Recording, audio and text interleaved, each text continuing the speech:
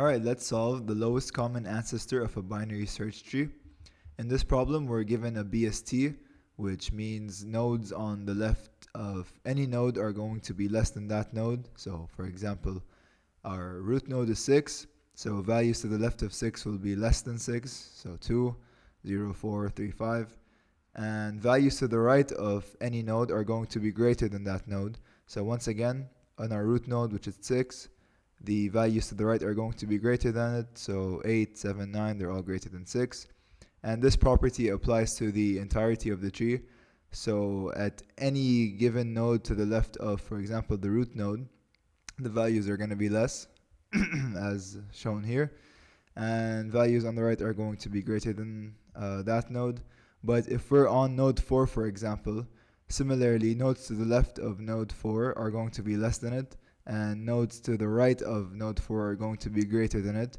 But since we're on the left side of the tree, then values to the right of node 4 have to be greater than node 4 itself, but still less than the root node, which is 6, for example. So with a brief description of BST out the way, let's continue with the problem.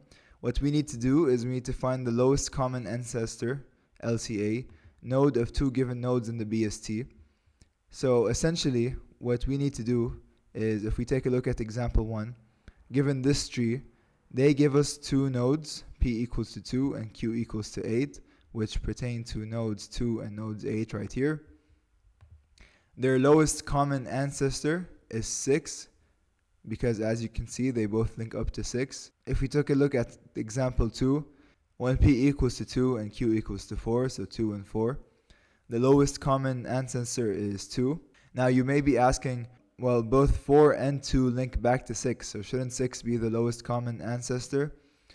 Well, although 6 is a common ancestor, what they mean by lowest is the deepest node, that's the common ancestor. So in this case, 2 would be the lowest common ancestor. This is because if we follow the Wikipedia page linked here, each node could be a descendant of itself.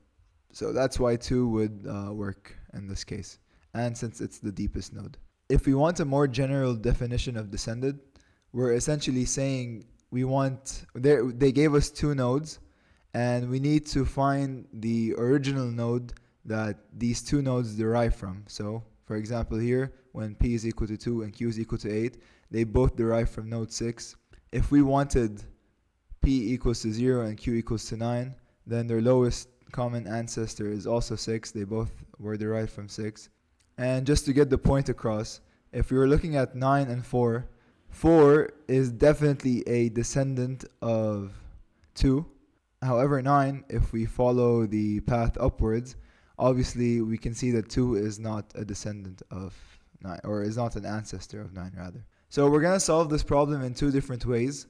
The first one, which is long and tedious, but we will get the result, and the reason why I'm sharing this answer is because it's the first way I thought of it, and I'm happy about it.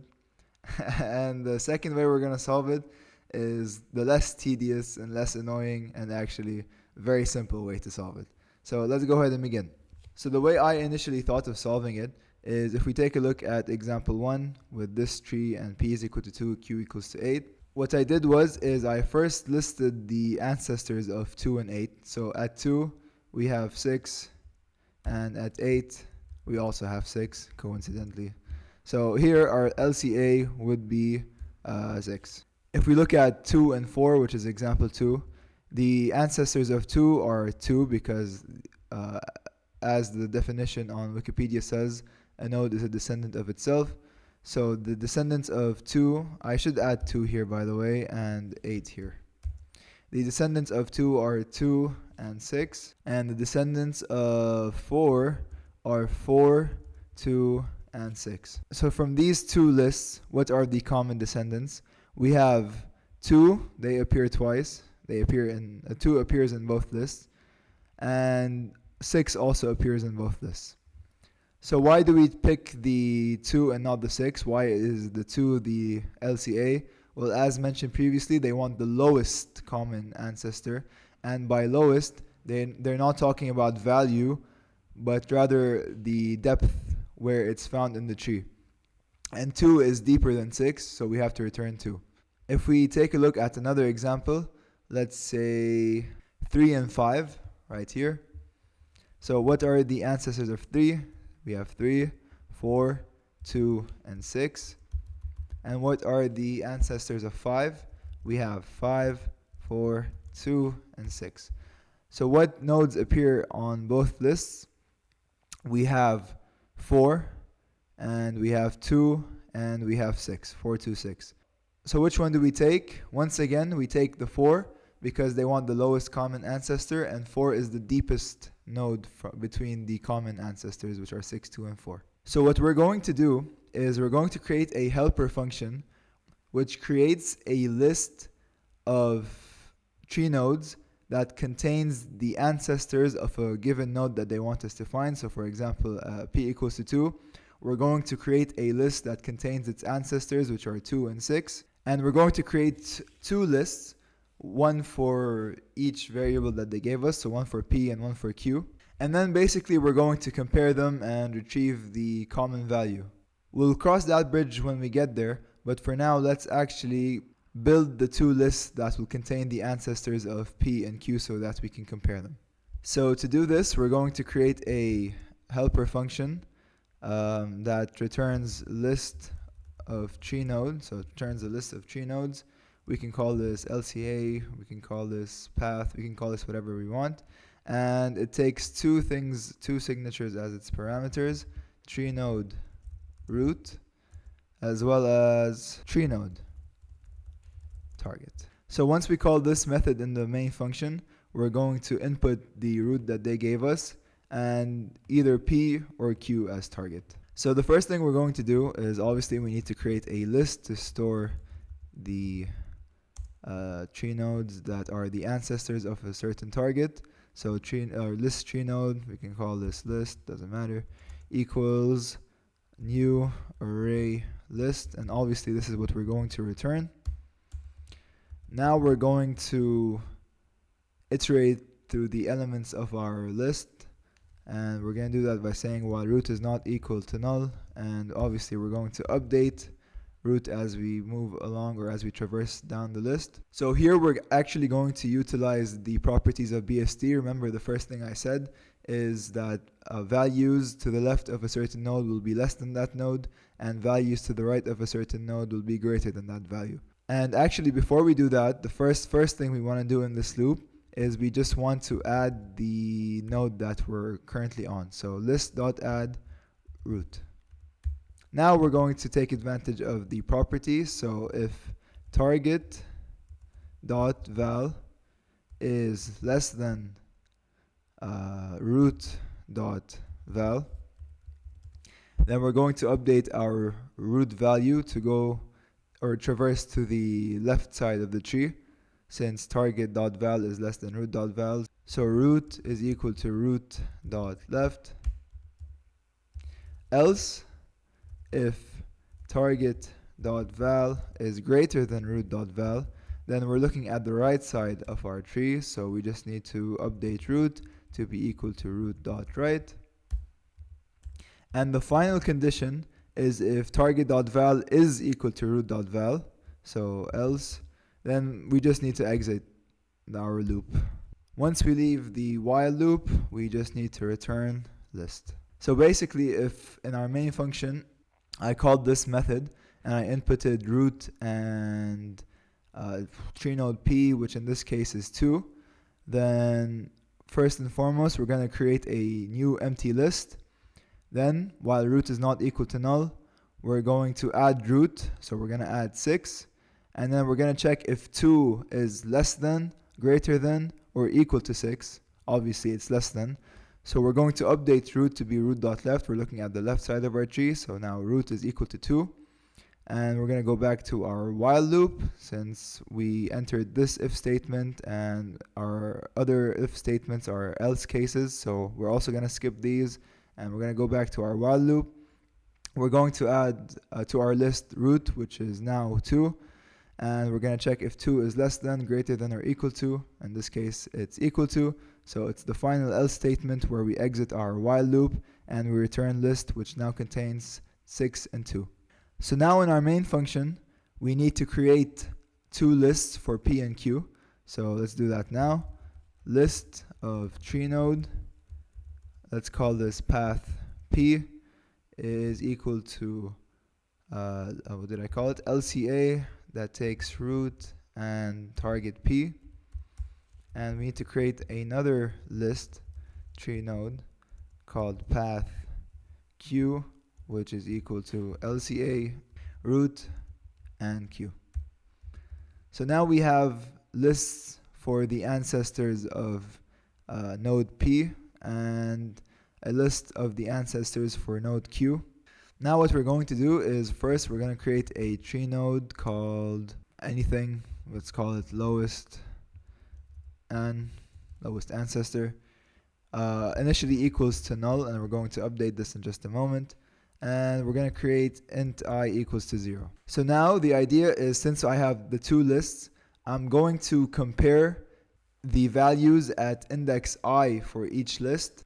And if the values at index I are the same, then we're going to update lowest and to be that value.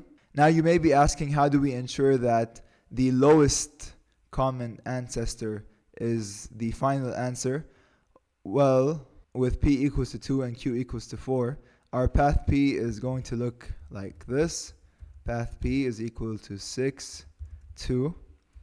And path Q is going to be equal to 6, 2, 4. With I equals to 0, within a while loop, we're going to say while I is less than the size of at least one of the lists, because obviously we don't want to process more nodes than exist within the list.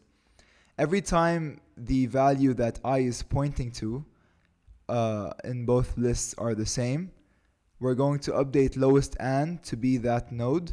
So for example, at I equals to 0, we're pointing to 6 in both lists, and since 6 is equal to 6, lowest and is going to be equal to 6. Then we're going to increment I, so I equals to 1. We're now looking at 2 in both lists. Since 2 is equal to 2, we're going to update lowest and again, so it's equal to 2 now. And since we've exceeded the size of the first list, I is now greater than the size, we're going to exit our while loop and return 2, and that's how we ensure that we return the lowest common ancestor. So let's go ahead and do that now. So while I is less than path P dot size, and while I is less than path Q dot size, if path underscore P dot get I is equal to path underscore Q dot get I, then LCA is equal to, doesn't matter, path underscore P dot get I, could also be Q, same thing. Once we exit the while loop, all we need to do is return LCA. So that's it. Let's submit our code and see if it works. I meant to say lowest and here. I got a bit confused with the terms. That's okay. So lowest and let's submit again. Time limit exceeded. Why is that? That's because I forgot to increment I in our while loop, so it just runs infinitely. Let's submit one more time, hopefully. There we go, finally. So besides the mismatch in names and forgetting to increment the I within the while loop, that's the first solution that I want to go through for this problem. So now let's actually take a look at the second solution, much simpler, much easier. So let's go ahead and do that now. So the way we're going to solve the second solution is we're going to look at three conditions. Either the values that of P and Q, the values, are less than the value of the node which we're currently on. So for example, in our second example, we have 2 and 4. The values of 2 and 4 are both less than 6. The second condition is if it's the opposite, so P and Q are both greater than the value of the node which we're currently on. And the final condition, which is neither, one is less and one is greater than, or at least one of them is equal to that value. I should mention that this problem is going to be solved purely recursively. So if we have the first condition, then we're going to call our recursive function with root.left. So we're going to update root to be root.left, and we're going to scan the left side of our tree. And the second condition, we're going to call our function, our recursive function, to check the right side of the tree. So instead of root, we're going to use root.right. And in our third condition, we just need to return root. So in other words, if we have a case where P and Q diverge, one is less, one is greater than, then the node which we're currently standing on is going to be the lowest common ancestor. And we can see this in any example. So 2 and 8, the lowest common ancestor is 6. If P is 0 and Q is 9, once again, the lowest common ancestor is 6. If we look at 2 and 4, then initially we're going to call our recursive function. And instead of 6, we're going to update it to be 2. And then we're going to see that we are in our third condition where P or Q is equal to the node which we're currently on. So we need to return the root itself, which is 2. And the same can be said for if P and Q are greater than the current node that we're standing on. So let's go ahead and solve this recursively. In our main method, we're going to return the results of the recursive helper function that we're going to create. So we can call this LCA again. So LCA will take tree node, or it will just take root, P, and Q. And then in our recursive / helper method, we're going to create a method which returns tree node. We call it LCA, and it takes tree node, tree node P, and tree node Q. So now we have to apply our three conditions. They're also our base cases. So if the value of p.val is less than node.val, and q.val is less than node.val, then we need to call our function. So we need to return LCA, and we need to update node to be node.left and P and Q. If it's our second condition, so p.val is greater than node.val and q.val is greater than node.val, then return LCA with node.right, P and Q. And finally, our last condition, which is if node is equal to P or Q, or P is less than node and Q is greater than node, then all we have to do is return node. So let's submit our code and see if it works. There we go. It's much faster than or not much faster actually, 6 milliseconds versus 5 milliseconds. But the first solution had about, 20 lines of code, whereas this one is just a handful. So if we go through an example very quickly. Example 1, we have P is equal to 2 and Q is equal to 8.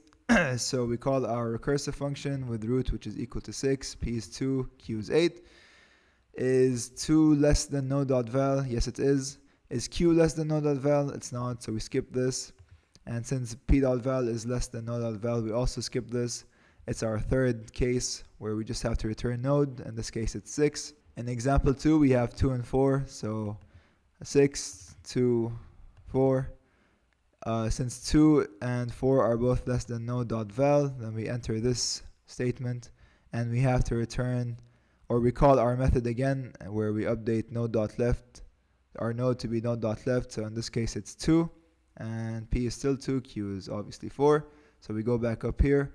Is 2 less than node.val? No, it's the same. They're both equal. So we're going to skip this, and we return node, which is 2. So that was the lowest common ancestor of a binary search tree problem on LeetCode. I hope you found that video helpful, and thanks for watching.